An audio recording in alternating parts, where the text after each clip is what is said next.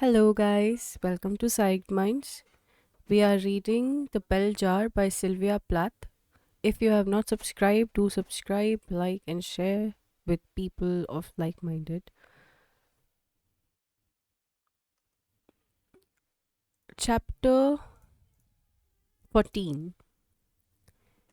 It was completely dark. I felt the darkness but nothing else, and my head rose feeling it, like the head of a worm. Someone was moaning. Then a great hard weight smashed against my cheek like a stone wall, and the moaning stopped. The silence surged back, smoothing itself as black water smooths to its old surface, calm over a dropped stone. A cool wind rushed by. I was being transported at enormous speed down a tunnel into the earth. Then the wind stopped. There was a rumbling, as of many voices protesting and disagreeing in the distance. Then the voices stopped. A chisel cracked down on my eye, and a slit of light opened like a mouth or a wound till the darkness clamped shut on it again. I tried to roll away from the direction of the light, but hands wrapped around my limbs like mummy bands, and I couldn't move. I began to think I must be in an underground chamber, lit by blinding lights, and that the chamber was full of people who, for some reason, were holding me down. Then the chisel struck again, and the light leaped into my head, and through the thick, warm, furry dark, a voice cried, "Mother!" Air breathed and played over my face. I felt the shape of a room around me, a big room with open windows. A pillow molded itself under my head, and my body floated without pressure between thin sheets. Then I felt warmth like a hand on my face. I must be lying in the sun. If I opened my eyes, I would see colors and shapes bending in upon me like nurses. I opened my eyes. It was completely dark. Somebody was breathing beside me. "I can't see," I said. A cheery voice spoke out of the dark. "There are lots of blind people in the world. You'll marry a nice blind man someday." The man with the chisel had come back. "Why do you bother?" I said. "It's no use." "You must not talk like that." His fingers probed at the great, aching boss over my left eye. Then he loosened something, and a ragged gap of light appeared like a hole in the wall. A man's head peered round the edge of it. "Can you see me?" "Yes." "Can you see anything else?" Then I remembered. I can't see anything. The gap narrowed and went dark. "I'm blind." "Nonsense. Who told you that?" "The nurse." The man snorted. He finished taping the bandage back over my eye. "You're a very lucky girl. Your sight is perfectly intact." "Somebody to see you." The nurse beamed and disappeared. My mother came smiling round the foot of the bed. She was wearing a dress with purple cartwheels on it, and she looked awful. A big tall boy followed her. At first I couldn't make out who it was because my eyes only opened a short way, but then I saw it was my brother. "They said you wanted to see me?" My mother perched on the edge of the bed and laid a hand on my leg. She looked loving and reproachful, and I wanted her to go away. I didn't think I said anything. "They said you called for me." She seemed ready to cry. Her face puckered up and quivered like a pale jelly. "How are you?" my brother said. I looked my mother in the eye. "The same," I said. "You have a visitor." "I don't want a visitor." The nurse bustled out and whispered to somebody in the hall. Then she came back. "He would very much like to see you." I looked down at the yellow legs sticking out of the unfamiliar white silk pajama they had dressed me in. The skin shook flabbily when I moved, as if there wasn't a muscle in it, and it was covered with a short, thick stubble of black hair. "Who is it?" "Somebody you know." "What's his name?" "George Bakewell." "I don't know any George Bakewell." "He says he knows you." Then the nurse came out, and a very familiar boy came in and said, "Mind if I sit on the edge of your bed?" He was wearing a white coat, and I could see a stethoscope poking out of his pocket. I thought it must be somebody I knew dressed up as a doctor. I had meant to cover my legs if anybody came in, but now I saw it was too late, so I let them stick out, just as they were, disgusting and ugly. That's me, I thought. That's what I am. You remember me, don't you, Esther? I squinted at the boy's face through the crack of my good eye. The other eye hadn't opened yet, but the eye doctor said it would be all right in a few days. The boy looked at me as if I was some exciting new zoo animal and he was about to burst out laughing. You remember me, don't you, Esther? He spoke slowly, the way one speaks to a dull child. I'm George Bakewell. I go to your church. You dated my roommate once to at Amherst. I thought I placed the boy's face then. It hovered dimly at the rim of my memory, the sort of face to which I would never bother to attach a name. What are you doing here? I'm houseman at this hospital. How could this George Bakewell have become a doctor so suddenly? I wondered. He didn't really know me either. He just wanted to see what a girl who was crazy enough to kill herself looked like. I turned my face to the wall. Get out, I said. Get the hell out and don't come back. I want to see a mirror. The nurse hummed busily as she opened one drawer after another, stuffing the new underclothes and blouses and skirts and pajamas my mother had brought me into the black patent leather overnight case. Why can't I see a mirror? I had been dressed in a sheath, stripped grey and white like mattress ticking with a wide, shiny red belt, and they had propped me up in armchair. Why can't I? Because you better not. The nurse shut the lid of the overnight case with a little snap. Why? Because you don't look very pretty. Oh, just let me see. The nurse sighed and opened top bureau drawer. She took out a large mirror in a wooden frame that matched the wood of the bureau and handed it to me. At first, I didn't see what the trouble was. It wasn't a mirror at all, but a picture. You couldn't tell whether the person in the picture was a man or a woman because their hair was shaved off and sprouted in bristly chicken feather tuft all over their head. One side of the person's face was purple and bulged out in the shapeless way, shading to green along the edges and then to a sallow yellow. The person's mouth was pale brown, with a rose-colored sore at either corner. The most startling thing about the face was its supernatural conglomeration of bright colors. I smiled. The mouth in the mirror cracked into a grin. A minute after the crash, another nurse ran in.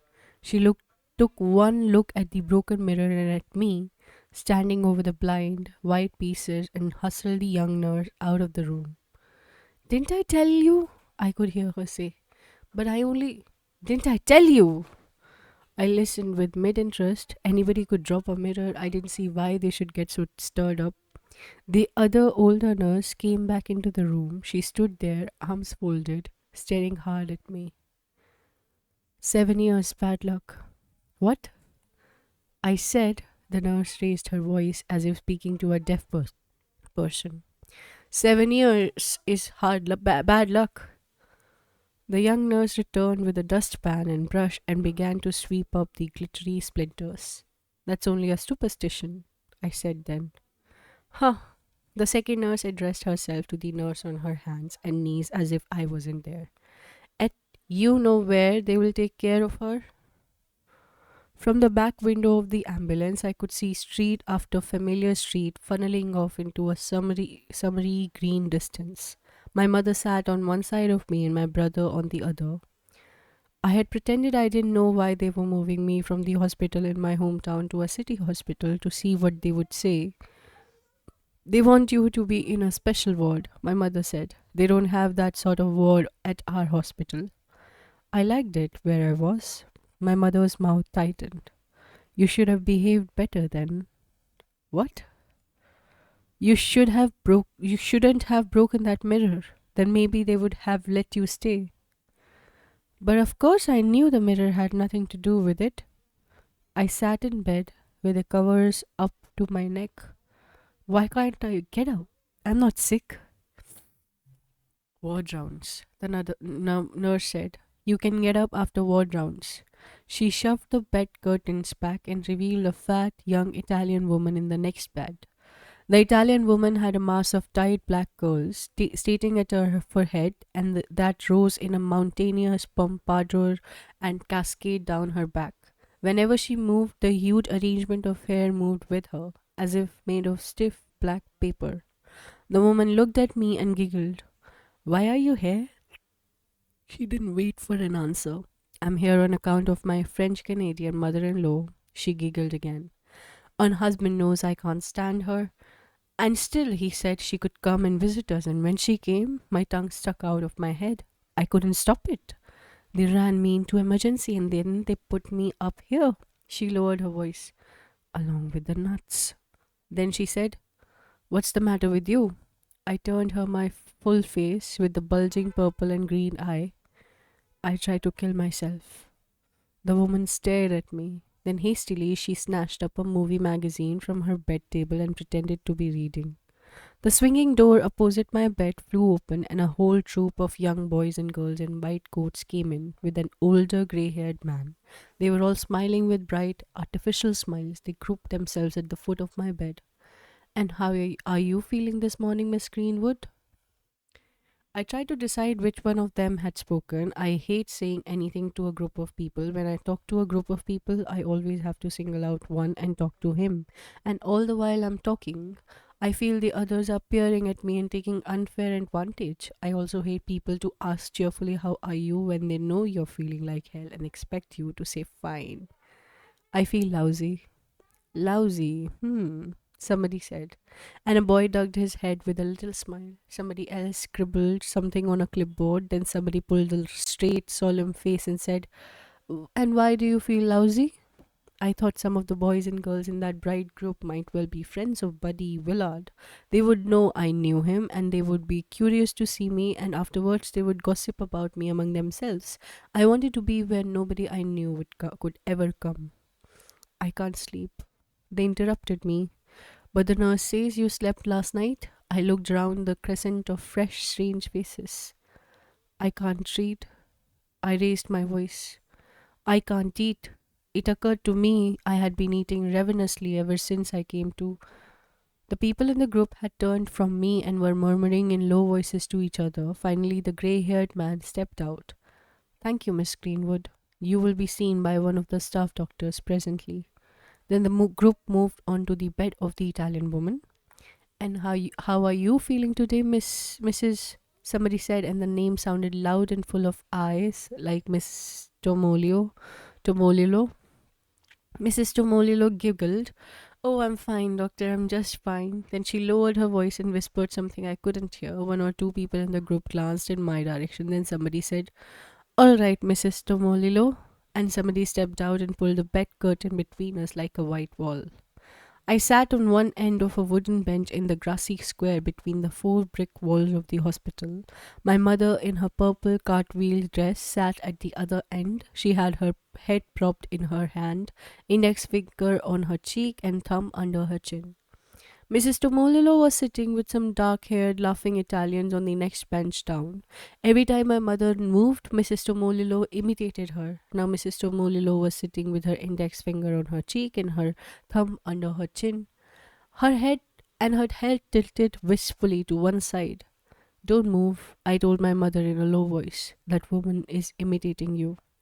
My mother turned to glance round, but quick as a wink, Mrs. Tomolilo dropped her fat white hands in her lap and started talking vigorously to her friends. Why, no, she's not, my mother said. She's not even paying any attention to us. But the minute my mother turned round to me again, Mrs. Tomolilo matched the tips of her fingers together the way my mother had just done and cast a black, mocking look at me. The lawn was bright with doctors. All the time my mother and I had been sitting there in the narrow cone of sun that shone down between the tall brick walls. Doctors had been coming up to me and introducing themselves. I'm Dr. So-and-so. I'm Dr. So-and-so. Some of them looked so young, I knew they couldn't be proper doctors, and one of them had a queer name that sounded just like Dr. Syphilis. So I began to look out for suspicious fake names, and sure enough, a dark-haired fellow who looked very like Dr. Gordon, except that he had black skin where Dr. Gordon's skin was white, came up and said, I'm Dr. Pancreas, and shook my head. shook my hand. After introducing themselves, the doctors all stood within listening distance, only I couldn't tell my mother that they were taking down every word we said without their hearing me, so I leaned over and whispered into her ear. My mother drew back sharply. Oh, Esther, I wish you would cooperate. They say you don't cooperate. They say you won't talk to any of the doctors or make anything in occupational therapy. I've got to get out of here, I told her meaningly. Then I would be all right. You got me in here, I said. You get me out. I thought if only I could persuade my mother to get me out of the hospital, I could work on her sympathies like that boy with brain disease in the play and convince her what was the best thing to do. To my surprise, my mother said, all right, I'll try to get you out, even if only to a better place. If I try to get you out, she laid a hand on my knee. Promise you will be good? I spun round and glared straight at Dr. Syphilis, who stood at my elbow taking notes on a tiny, almost invisible pad. I promise, I said in a loud, conspicuous voice. The Negro wheeled the food cart into the patient's dining room. The psychiatric ward at the hospital was very small, just two corridors in an L shape lined with rooms and an alcove of beds behind the OT shop where I was, and a little area with a table and few seats by a window in the corner of the L, which was our lounge and dining room. Usually it was a shrunken old white man that brought our food, but today it was a Negro. The Negro was with a woman in blue stiletto heels, and she was telling him what to do. The Negro kept grinning and chucking in a silly way. Then he carried a tray over to our table with three lidded tin tureens on it and started banging the tureens down. The woman left the room, locking the door behind her. All time the Negro was banging down the tureens, and then the tinted silver and the thick white china plates he gawped at us with big rolling eyes. I could tell we were his first crazy people. Nobody at the table made a move to take the lids off the tin tureens, and the nurse took back to see if any of us would take the lids off before she came to do it. Usually Mrs. Tomolilo had taken the lids off and dished out everybody's food like a little mother, but then they sent her home and nobody seemed to want to take her place. I was starving, so I lifted the lid off the first bowl. That's very nice of you, Esther, the nurse said pleasantly. Would you like to take some beans and pass them round to the others? I dished myself out a helping of green string beans and turned to pass the tureen to the enormous red-headed woman at my right. This was the first time the red-headed woman had been allowed up to the table. I had seen her once at the very end of the L-shaped corridor, standing in front of an open door with bars on the square inset window. She had been yelling and laughing in a rude way and slapping her thighs at the passing doctors. And the white jacketed attendant who took care of the people in that end of that ward was leaning against the hall radiator, laughing himself sick. The red-headed woman snatched the tureen from me and upended it on her plate. Beans mounted up in front of her and scattered over onto her lap and onto the floor like stiff green straws. Oh, Mrs. Mole, the nurse said in a sad voice, I think you better eat in your room today. And she returned most of the beans to the tureen and gave it to the person next to Mrs. Mole and led Mrs. Mole off, all the way down the hall to her room. Mrs. Mole kept turning round and making leering faces at us and ugly oinking noises. The Negro had come back and was starting to collect the empty plates of people who hadn't dished out any beans yet. We are not done, I told him. You can just wait. Ma, the Negro widened his eyes in mock wonder. He glanced round. The nurse had not yet returned from locking up Mrs. Mole. The Negro made me an insolent bow. Miss Mucky Muck, he said under his breath. I lifted the lid off the second tureen and uncovered a wad of macaroni, stone cold and stuck together in a gluey paste. The third and last tureen was chock full of baked beans. Now I knew perfectly well you didn't serve two kinds of bean together at a meal. Beans and carrots, or beans and peas maybe, but never beans and beans. The Negro was just trying to see how much we would take. The nurse came back and the Negro edged off at a distance. I ate as much as I could of the baked beans. Then I rose from the table, passing round to the side where the nurse couldn't see me below the waist, and behind the Negro who was clearing the dirty plates, I drew my foot back and gave him a sharp, hard kick on the calf of the leg. The Negro leapt away with a yelp and rolled his eyes at me. Oh, miss, he moaned, rubbing his leg. You shouldn't have done that. You shouldn't. You really shouldn't. That's what you get, I said, staring him in the eye. Don't you want to get up today? No. I huddled down more deeply in the bed and pulled the sheet up over my head. Then I lifted a corner of the sheet and peered out. The nurse was shaking down the thermometer she had just removed from my mouth. You see, it's normal. I had looked at the thermometer before she came to collect it, the way I always did. You see, it's normal. What do you keep taking it for? I wanted to tell her that if only something were wrong with my body, it would be fine. I would rather have anything wrong with my body than something wrong with my head. But the idea seemed so involved and wearisome that I didn't say anything. I only burrowed down further in the bed. Then through the sheets, I felt a slight, annoying pressure on my leg. I peeped out. The nurse had set her tray of thermometers on my bed while she turned her back and took the pulse of the person who lay next to me in Mrs. Tomolilo's place. A heavy knottiness pricked through my veins, irritating and attractive as the hurt of a loose tooth. I yawned and stirred as if about to turn over and edged my foot under the box. Oh, the nurse's cry sounded like a cry for help, and another nurse came running. Look what you have done! I poked my head out of the covers and stared over the edge of the bed. Around the overturned enamel tray, a star of thermometer shards glittered and ball of mercury trembled like celestial dew. I'm sorry, I said. It was an accident. The second nurse fixed me with a baleful eye. You did it on purpose. I saw you. Then she hurried off, and almost immediately two attendants came and wheeled me, bed and all, down to Mrs. Mole's old room, but not before I had scooped up a ball of mercury. Soon after they had locked the door, I could see the Negro's face, a molasses colored moon, risen at the window grating, but I pretended not to notice. I opened my fingers a crack, like a child with a secret, and smiled at the silver globe cupped in my palm. If I dropped it, it would break into a million little pieces, replicas of itself, and if I pushed them near each other, they would fuse without a crack into one whole again. I smiled and smiled at the small silver ball. I couldn't imagine what they had done with Mrs. Small. That brings us to the end of chapter 14, her stay in the psych ward. If you liked, like, share, and subscribe. Do give the feedback in the comment section of the video you're viewing or in the community section. We will be reading next chapter in the next recording. If you have not listened to the previous recordings of the book, it is in an ordered fashion in the playlist section titled The Bell Jar by Sylvia Plath. Bye bye. Keep reading. Take care.